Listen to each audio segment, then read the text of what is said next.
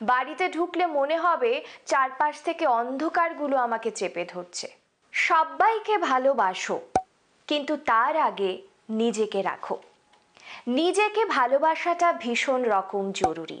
আমি এর আগেও অনেকবার সেলফ লাভ নিয়ে কথা বলেছি। আজকের ভিডিওটা স্পেশালি তোমাদের জন্য। এটা একটা রিকোয়েস্টেড ভিডিও। তোমরা আমাকে অনেক রকমের সেলফ লাভ নিয়ে প্রশ্ন করেছো। আজ এই ভিডিওতে তার উত্তর দেব। লাভ কিন্তু স্কিন কেয়ার নয়, সেলফ লাভ সোল কেয়ার। কেন বলছি?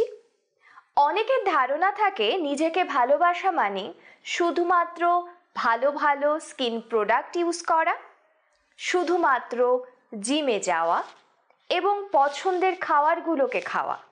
আসলে সেলফ লাভ মানে নিজেকে ভালোবাসা। সেটা বাহ্যিক ভালোবাসাও হতে পারে, কিন্তু তার চেয়েও বেশি দরকার নিজের আত্মাকে ভালোবাসা। আমাদের লাইফে অনেক রকমের রেসপন্সিবিলিটিস থাকে, অনেক রকমের প্রেশার থাকে। সেগুলো করতে করতে অনেক সময়ই নিজেকে ভালোবাসতে ভুলে যাই। যারা ছেলেরা তারা এত পরিমাণে কাজ করো বা তাদের কাজের জন্য এতটা প্রেশার থাকে, সংসারের রেসপন্সিবিলিটিস থাকে, যে নিজের জন্য আলাদা করে একটুকু ভালো সময় বের করতে পারো না। বেশিরভাগ মেয়েরাই কিন্তু ইমোশনালি অনেক বেশি ডিপেন্ডেন্ট হও। অন্যের খেয়াল রাখতে রাখতে, পার্টনারের খেয়াল রাখতে রাখতে কখনো নিজেকেই ভুলে যাও। যারা প্যারেন্টসরা আছো তারাও কিন্তু সংসারের জন্য করতে করতে এবং বাচ্চার কথা ভাবতে ভাবতে, স্যাক্রিফাইস করতে করতে সেলফ লাভ বলে কোনো কিছু থাকে না। তাদেরও উচিত নিজেকে ভালোবাসা, নিজের জন্য সময় বের করা। এই সময়টা আমার সাথে আমি নিজে কথা বলবো। আমার সোল কি চায় জানতে চাইবো। কেন মন খারাপ সেটাকে সারানোর চেষ্টা করব। মোদ্দা কথা, আমরা শরীরের যেমনভাবে যত্ন নিই, ঠিক একইভাবে আমাদের আত্মার বা আমাদের মনের খেয়াল রাখতে হবে। সেলফ লাভ কিভাবে প্র্যাকটিস করব? অনেকের মনে হতে পারে কি আমরা রুটিন ফলো করব যাতে সত্যি সত্যি মনে হবে যে সেলফ লাভ করছি। সবার প্রথমে বলবো, নিজের যেই কাজটা ভালো লাগে সেই কাজটা করো। নিজের প্যাশন ফলো করো। দেখো, সারাদিন তোমার হয়তো অফিসে কাজ থাকে, বা সারাদিন তুমি হয়তো ঘর সামলাও, বা স্কুলে সময় কাটাও, কলেজে সময় কাটাও। কিছুটা সময় নিজের ভালো লাগার কাজটা করো। সেটা 10 মিনিট হতে পারে, সেটা 30 মিনিটও হতে পারে। আমাদের প্রত্যেকের একটা দোষ থাকে, নিজেকে খুশি করার বদলে আমরা অলওয়েজ মানুষকে খুশি করতে লেগে যাই। কে তোমার সম্বন্ধে কিরকম মন্তব্য করলো, তুমি বোধহয় ঠিক করনি, অলওয়েজ এই ধরনের চিন্তা আমাদের মাথায় আসে। বিশ্বাস করো, তুমি পৃথিবীতে শুধুমাত্র মানুষকে খুশি করার জন্য আসোনি। তোমার ব্যক্তিগত হ্যাপিনেসটাকেও সবার ওপরে রাখতে শেখো। এবারে বলবো, প্রকৃতি এবং সময় কিন্তু সবচেয়ে বড় হিলার। যে মুহূর্তে মনটা ভালো লাগছে না, একটু একান্তে বসো প্রকৃতিতে। একটু পার্কে যেতে পারো, ঘাস দিয়ে হাঁটতে পারো, একটু গাছপালার সাথে বসে কথা বলতে পারো।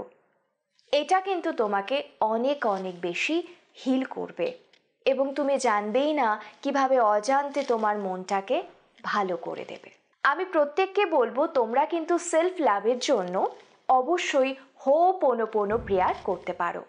আমি এর আগেও ভিডিওতে এই বিষয়ে বলেছি, তোমরা সেই ভিডিওটা দেখতে পারো, কিংবা আমাকে কমেন্টে জানাতে পারো।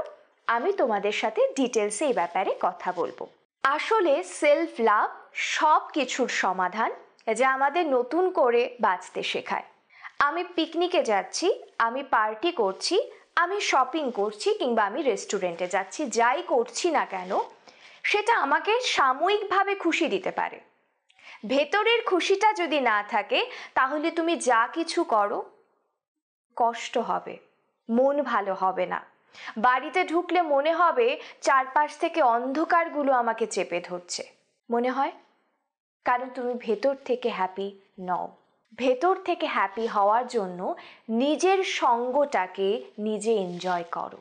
এমন যেন হয় তোমার চারপাশে কেউ না থাকলেও তুমি একা ফিল করছো না, তুমি একা একাই ভালো থাকতে শিখেছো। তুমি যখন ইমোশনালি কারোর উপর ডিপেন্ডেন্ট হচ্ছ তখন কিন্তু সে তোমাকে কোনো না কোনোভাবে আঘাত করবেই। সেই আঘাতটা কারো কারো ক্ষেত্রে অল্প হয়, কারো কারো ক্ষেত্রে অনেক বেশি হয়। যখন জানো এটা ভবিতব্য, আগের থেকে সাবধান হও। তোমার কেরিয়ার, তোমার রিলেশনশিপ, তোমার সোশ্যাল লাইফ, যে কোনো কিছুতে তুমি দুর্দান্ত কিছু করবে যদি তুমি সেলফ লাভ জানো, তুমি নিজের ভিতর থেকে যদি ক্রিয়েটিভিটিটা বের করে নিয়ে আসতে পারো। এই ছিল আজকের ভিডিও। আশা করি তোমাদের অনেক প্রশ্নের উত্তর তোমরা পেয়ে গেছো। ভিডিও কেমন লাগলো কমেন্ট করে জানাবে। কারা কারা অলরেডি সেলফ লাভ করছো, প্রকৃতিতে সময় কাটাও, নিজের জন্য কিছু করো, এটা কিন্তু আমাকে কমেন্টে অবশ্যই জানাবে। প্রত্যেকে অনেক ভালো থেকো।